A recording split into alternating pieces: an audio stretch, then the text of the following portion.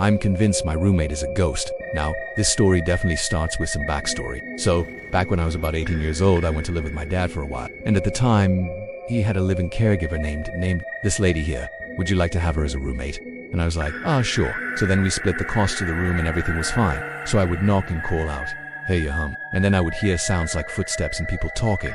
But then when I opened the door, it would be empty. She was a nice lady, always wore perfume, always seemed to be watching TV or reading a romance novel. So I sat down on the porch steps and I was like, okay, let's think about this logically. You heard some weird noises, but that doesn't mean anything. And I could have sworn I saw a woman standing in front of it brushing her hair. And I never saw another pair of high heels in my life after I moved out of that house. I could see a reflection, but when I turned the lights on, there was nothing there. There's probably a logical explanation for it. Just then, I felt something wet on my leg and I looked down and I saw a pair of black high heels on my leg.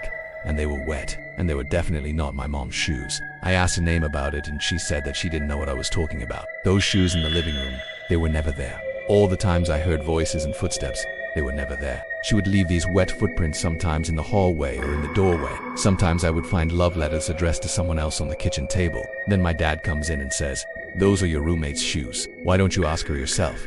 Then one night I couldn't sleep, so I got up to go to the bathroom. And when I walked past the closed door to my room, I heard what sounded like fingernails on the chalkboard. And it was really loud, so I stopped and I was like, what the hell? And then all of a sudden the door opened by itself and I saw this dark shadow figure standing in the doorway. And it was just staring at me. But then he leaves and she's just staring at the floor. And I was just so confused because there was no one else in the house. Eventually I made it to a park a few blocks away and I started to calm down. But then I started to think, wait a second, did I really just run away from my own house because I saw a shadow in the doorway? And I thought, no, there's no way someone would believe that. One day my dad comes up to me and says, hey, do you want a roommate? But then one day I came home from school and found a pair of women's shoes in the living room. When I would come home from school, sometimes the TV would be on, the lights would be off, and the door would be closed. And this happened a few times where I would hear stuff.